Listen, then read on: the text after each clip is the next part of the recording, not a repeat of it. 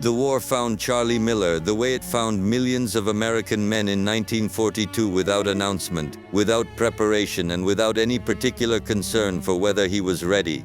He was 21 years old, living in Bridgeton, New Jersey, a small town in the agricultural flatlands of the southern part of the state. He was a high school dropout. He picked fruits and vegetables on farms. He did menial labor, whatever was available, whatever paid. His world was small and his ambitions were modest in the way that the Depression had made modest ambitions the only rational kind to have. He married a girl who had grown up 5 blocks from his house. They had known each other all their lives in the manner of small-town people, not as a romantic discovery but as a geographical inevitability. Then the draft notice arrived, and the small world cracked open, and Charlie Miller was fed into a machine that would not release him for 3 years, and that would mark him, in ways both visible and invisible, for the rest of his life. He was assigned to the Army Air Forces, and trained as an armored gunner on B-17 bombers. In April of 1943, 8 days after his wedding, he shipped out for England. The speed of the transition was typical of the war. 1 week you are a married man in New Jersey, the next you are crossing the Atlantic on a troop ship, the next you are sitting in the waist of a 4-engine bomber over the English Channel, firing at aircraft that are trying to kill you. There was no gradual acclimatization. There was no gentle introduction. The war received you and immediately put you to work. His first missions were what the Air Force called decoy runs, flights over the Channel designed to draw German anti-aircraft fire and fighter response, creating openings for the actual bombing formations that followed. It was work that required a particular kind of courage, or perhaps a particular kind of ignorance, because the purpose of the mission was, in the most literal sense, to attract the enemy's attention and absorb his fire. You were the bait. The value of your mission was measured by how much of the enemy's defensive resources you could waste on yourself. On May 13th and 14th, 1943, Miller flew his first 2 actual bombing missions into Germany. On the 15th, he flew his 3rd. They were shot down over the North Sea. The experience of a bomber going down over water is not the cinematic event that Hollywood has trained audiences to expect. It is fast, violent, chaotic, and cold. The aircraft hits the surface at an angle and speed that subjects the fuselage to forces it was never designed to withstand. Metal tears. Water rushes in. Men who were strapped into their positions seconds earlier are suddenly fighting against the physics of a sinking aircraft in freezing water, trying to find exits that may be blocked by wreckage, trying to inflate life rafts with hands that are going numb, trying to account for crewmates whose voices they can no longer hear. Miller was thrown through the radio compartment door on impact. His elbow jammed. His arm, his back, his shoulder were all damaged. He was trapped inside the fuselage as it filled with water. The other 9 members of the crew got out. 1 man came back for him, a decision that required returning into a sinking aircraft in the North Sea to free a man who could not free himself. This is the kind of act that is often described as heroism, but the word is insufficient.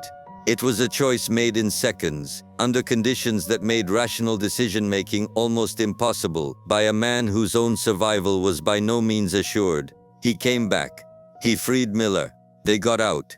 They had 2 inflatable life rafts, lashed together with nylon cord, 10 men, 6 sergeants and 4 officers, 5 on each raft. They reached for the medical supplies that were supposed to be stowed in the rafts and discovered that someone, somewhere along the supply chain in England, had removed them. They had no medication, no food, no water.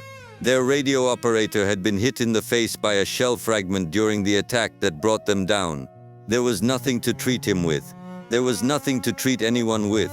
They had only themselves and the North Sea, which was growing colder as evening approached. The morale, Miller would later recall, was remarkably good. This is a phenomenon that has been observed in virtually every survival situation. The initial period of shared crisis produces a kind of euphoria, a collective energy that sustains the group through the first hours when the reality of the situation has not yet fully settled. They laughed. They tried to sing. They told jokes.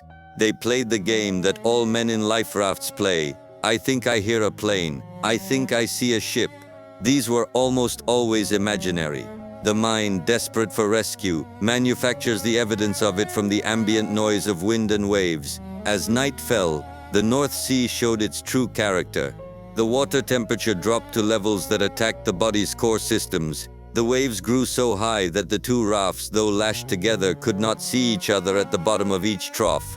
10 men, 5 on each raft, rose and fell in a darkness so complete that the only sensory input was the sound of the water and the cold that was slowly, methodically, drawing the warmth from their bodies. Approximately 24 hours after they went down, a German seaplane appeared overhead. It circled them for half an hour. Its cannon pointed at the rafts. The men in the rafts looked up at the aircraft and understood, with the clarity that comes only in moments of total helplessness, that their lives were now a matter of someone else's decision. The German pilot could strafe them and leave their bodies for the sea. He could rescue them and deliver them to captivity. Or he could simply fly away and let the North Sea finish the job. When a British fighter plane appeared on the horizon, the German seaplane broke off and headed for the mainland. When the British plane dipped its wings in recognition, the universal aerial signal that meant "we see you, help is coming," the men in the rafts were jubilant. They waited. No one came. The next thing they saw was a German patrol boat. They were pulled from the rafts, lifted aboard by German sailors who handled the injured Miller with a care that contradicted everything the Americans had been told to expect from capture. The first thing Miller saw on the boat were the swastikas. It was at that moment, he would later say, that it truly dawned on him. The enemy had him. The war, as he had known it, the war of missions and briefings and runways and the familiar architecture of an Allied airbase, was over. A different war was beginning, and it would last for 2 years. The captain of the German patrol boat was, in Miller's assessment, a man who understood the situation with a clarity that transcended nationality. He was a professional naval officer doing his job, and part of that job, as he understood it, was treating captured enemies with the decency that the laws of warfare prescribed.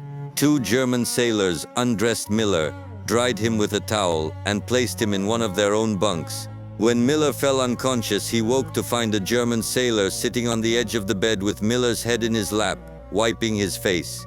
The sailor spoke fluent English. He had been educated in Cleveland. It was a moment of such incongruity, an American bomber gunner being nursed by a German sailor who had gone to school in Ohio, that it defied the categories that war depends upon. The enemy was supposed to be brutal, alien, irredeemably other. Instead, the enemy was wiping your face and speaking English with a Midwestern accent. The cognitive dissonance of this experience would inform Miller's understanding of the war, and of human conflict in general, for the rest of his life. The systems were enemies. The individual human beings operating within those systems were, in most cases, simply men doing what their circumstances required. They were taken to Frankfurt, to the Dulag Luft Interrogation Center, the standard processing facility through which virtually all captured Allied airmen passed. The technique was designed to disorient. A small cell, a bare light bulb hanging from the ceiling, absolute solitary confinement. Interrogators would enter at unpredictable intervals, speak for 3 or 4 minutes, and leave, then return immediately and begin again. The rhythm was calculated to erode the prisoner's sense of time, to make him feel that the interrogation was continuous, inescapable, and that cooperation was the only path to relief. Miller and his crew endured 7 or 8 days of this before being sent on to the permanent camps. What followed was an odyssey through the German prisoner of war system that would take Miller to 7 different camps over the course of 2 years. The camps were not uniform in their conditions or their character, and Miller's observation on this point was as pragmatic as it was revealing. The commandant is like your boss. You have worked for decent men and you have worked for men whose guts you hated. The older professional soldiers, the career military men who ran the regular Wehrmacht camps, generally maintained a standard of treatment that, while far from comfortable, was at least governed by recognizable rules. The SS and the Gestapo were different. Their cruelty was not incidental. It was systematic, purposeful, and unconstrained by the conventions that professional soldiers, however imperfectly, attempted to observe. The internal economy of the camps was a study in improvised capitalism, Red Cross packages, when they arrived, provided the basic currency. The Americans had cigarettes and Nescafé. The French had biscuits. The Indian prisoners, who did not eat meat and did not smoke, were willing to trade for items that the Americans considered essential.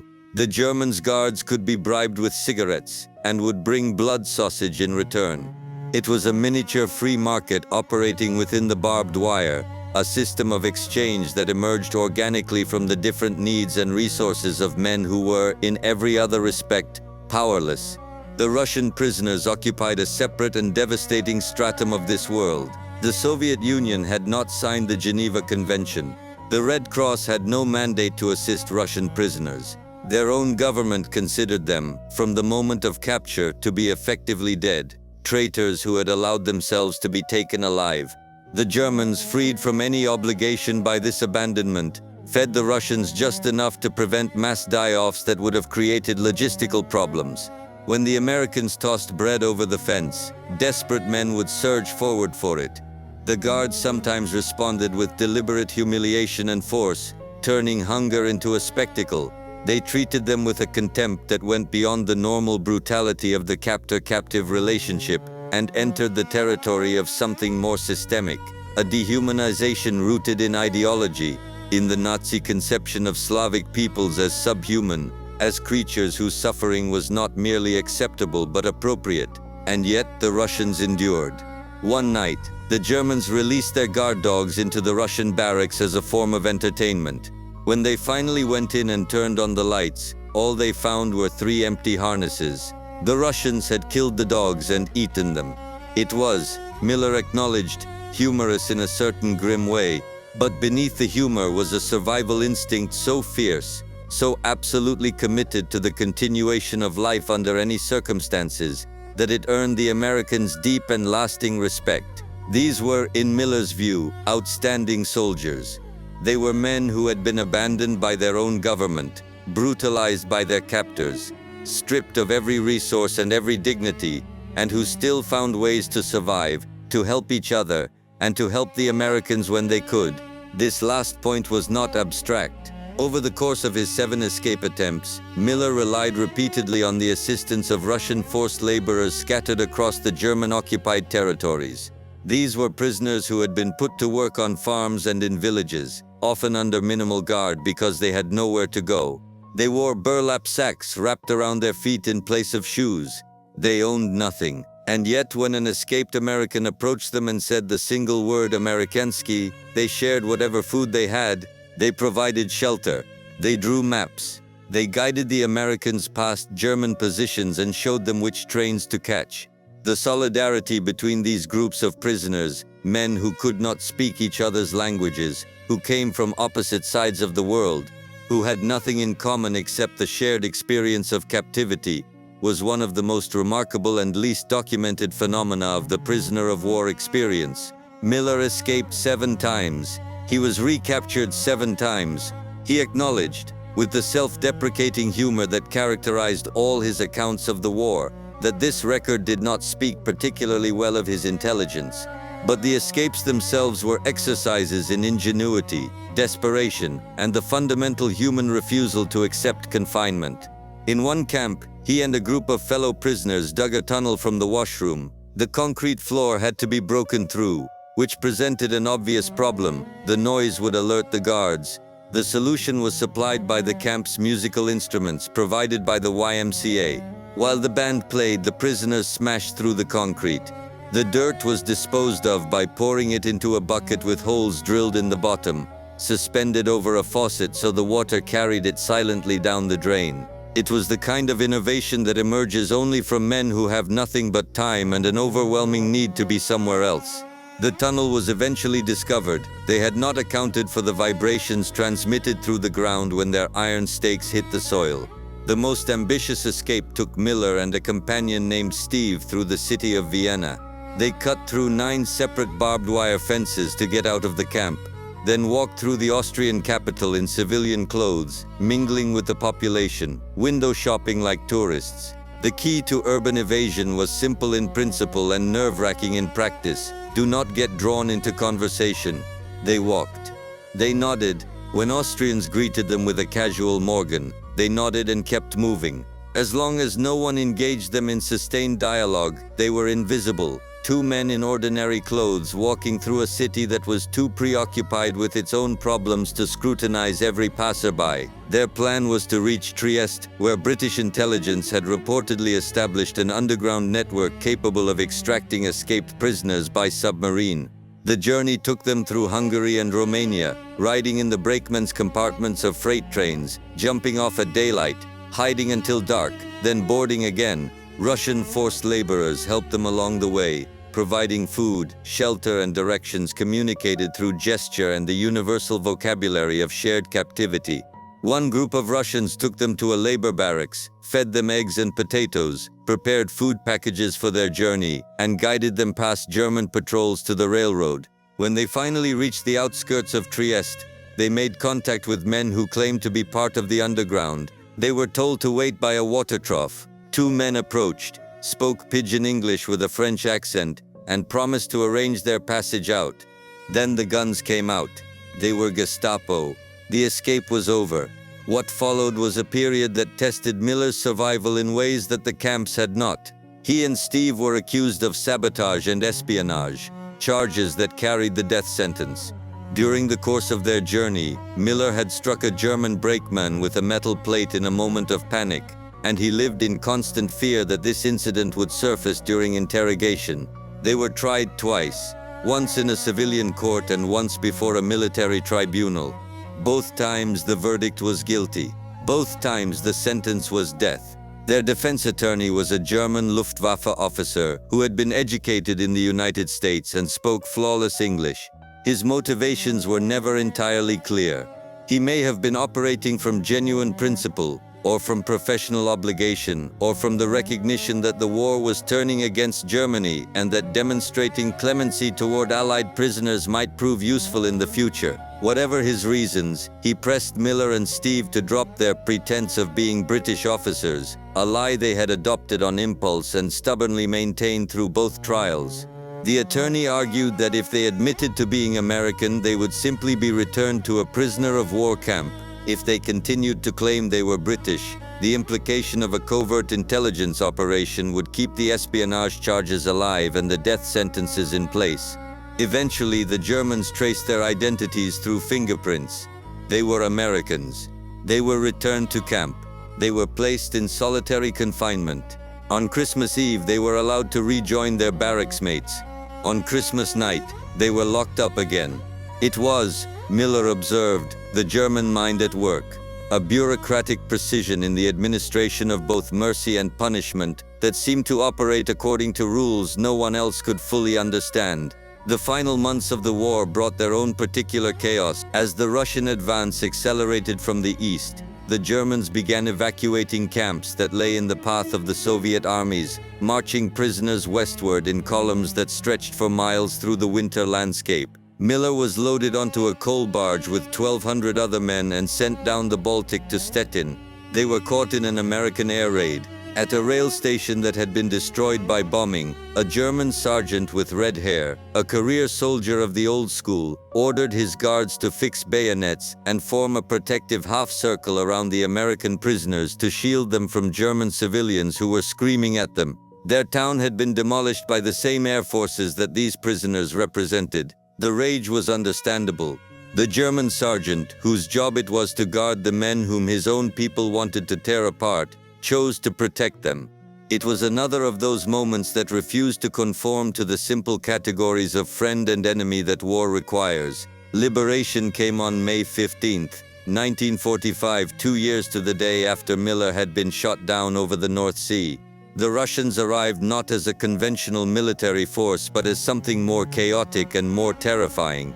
The first Russian Miller saw was riding in an open truck with a German civilian. Behind him came a mob, people in civilian clothes, on bicycles, on horseback, on foot, carrying every conceivable type of weapon. A Russian major later explained to Miller what he was seeing. These weren't regular frontline troops in the way Miller expected.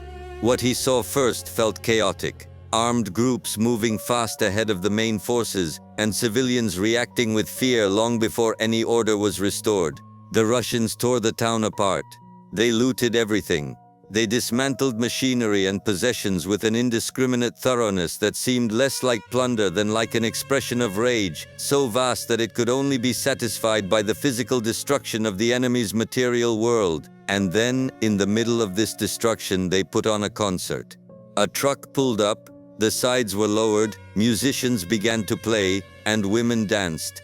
The war was still audible a few miles to the west. It did not matter. The music played. The destruction continued. The two existed simultaneously, as they had throughout the entire war. Miller watched the Russian prisoners in his camp receive the news of liberation with a joy that was shadowed by a knowledge the Americans did not share. Many of these men understood, or suspected, that returning to the Soviet Union would mean not freedom but another form of imprisonment.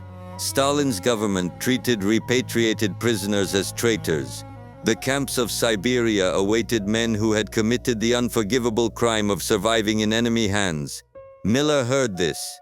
He was never able to verify it completely, but the knowledge colored his understanding of the war's aftermath with a complexity that simple narratives of liberation could not accommodate. In the decades that followed, Charlie Miller became the national commander of the American Ex-Prisoners of War Organization, an advocacy group fighting for recognition and rights for former POWs. He spoke with an effusiveness and a humor that visitors found surprising, given the gravity of what he had experienced. People expected solemnity. They expected bitterness. What they found was a man who had processed his experience, not through anger but through an understanding of human nature that was at once generous and unsentimental. The Germans who had captured him included men who wiped his face and men who beat prisoners with bicycles. The Russians who liberated him included men who shared their last bread and men who looted entire towns. The Americans who fought alongside him included men of extraordinary courage and men who would do anything to escape the responsibility of combat. People, Miller understood, were not categories. They were individuals, operating within systems that constrained their choices but could not entirely determine them. The guard who laughed when the prisoner ran his lap around the compound was, in that moment, not a German and not an enemy. He was a human being recognizing another human being's refusal to be defeated, and that recognition, Miller believed, was the thing that governments could not control and wars could not destroy: the irreducible human capacity to see across every barrier that politics and ideology and nationalism could erect. Another person,